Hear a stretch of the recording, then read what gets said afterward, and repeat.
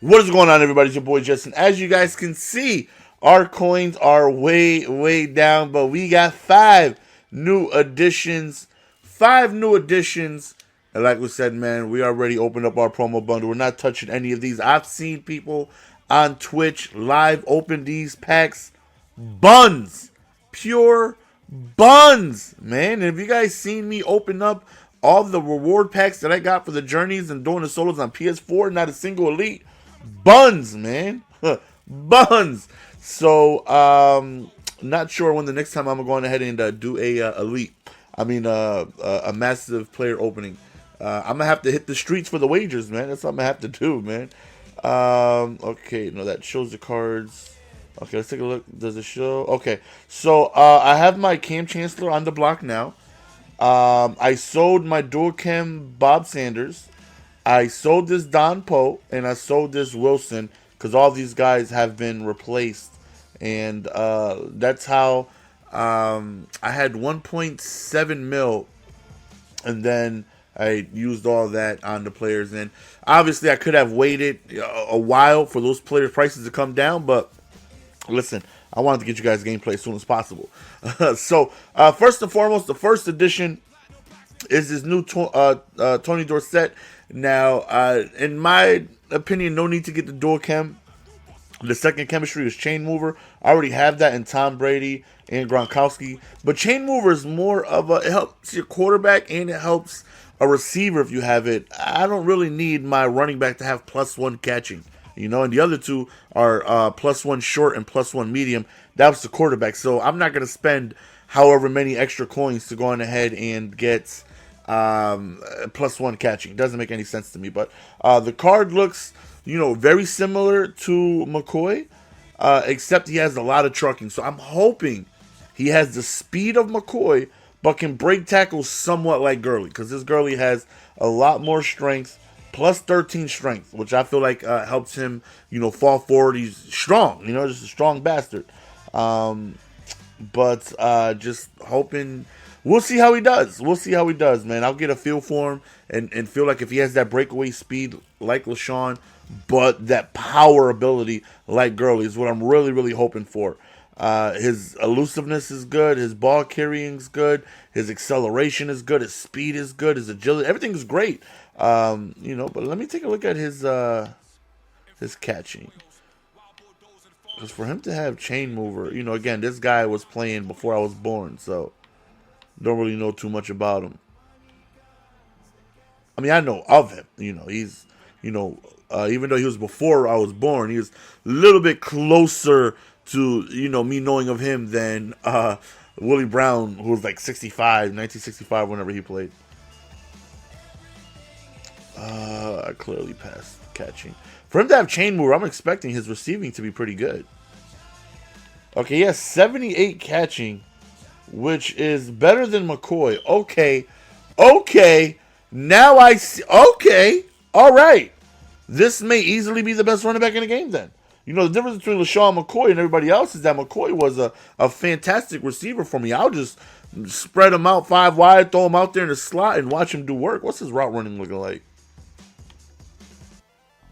Catching is good, but if you can't create separation, there's no point in that.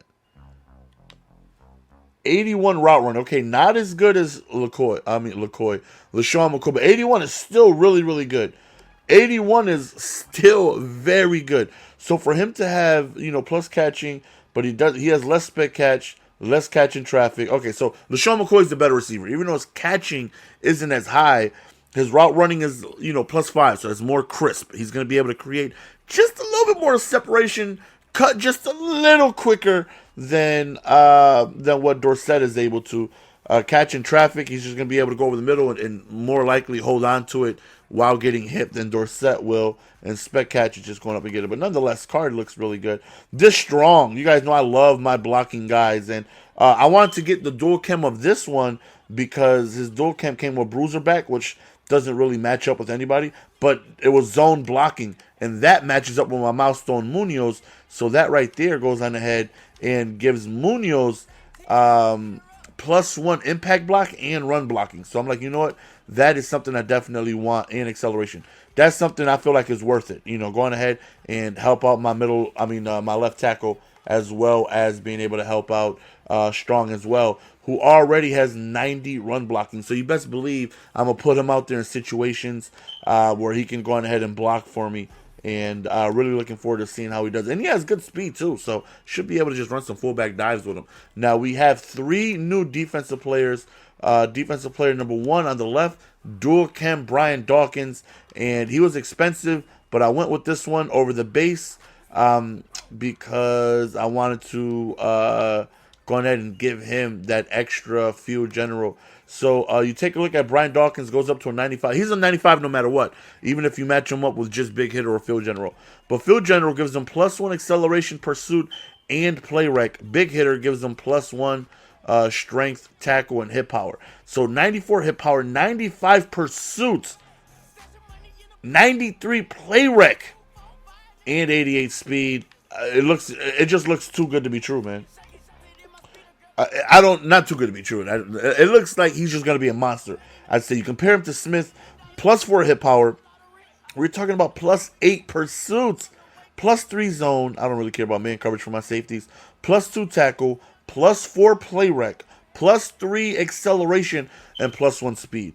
If this guy is a grain of sand better than Harrison Smith, then I'll be in love. You guys, that's why I didn't get rid of Harrison Smith.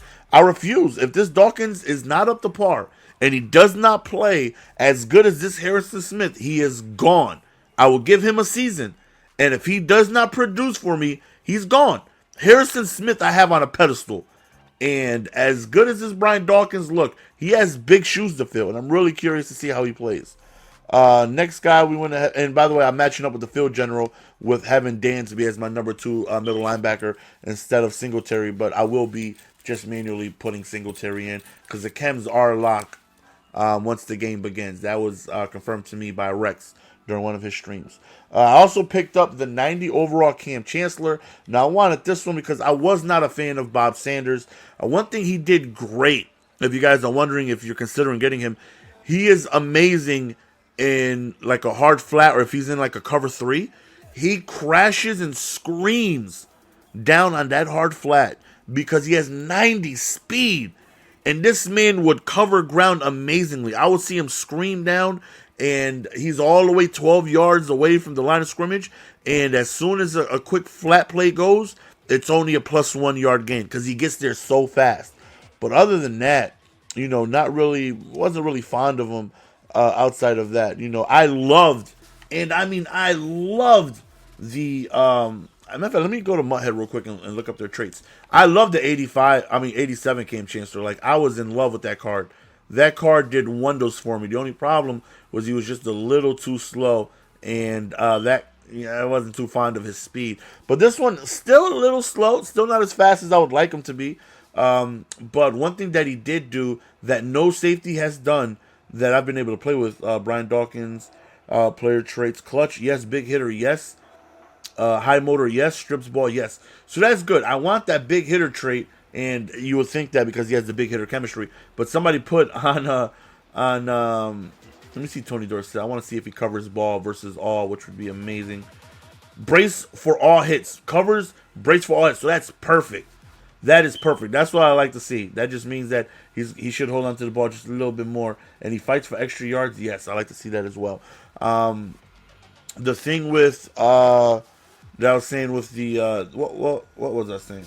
Oh, the Cam is that he came down and got a lot of CPU big hits by himself. He'll just come down, bow. He'll just lay the wood like no player I've seen. Still, to this day, I have yet to play with somebody who has yet to go on ahead and hits like that 87 Cam Chancellor. Like, almost every time he came down, it was a CPU big hit. Now, he's never caused a fumble for me.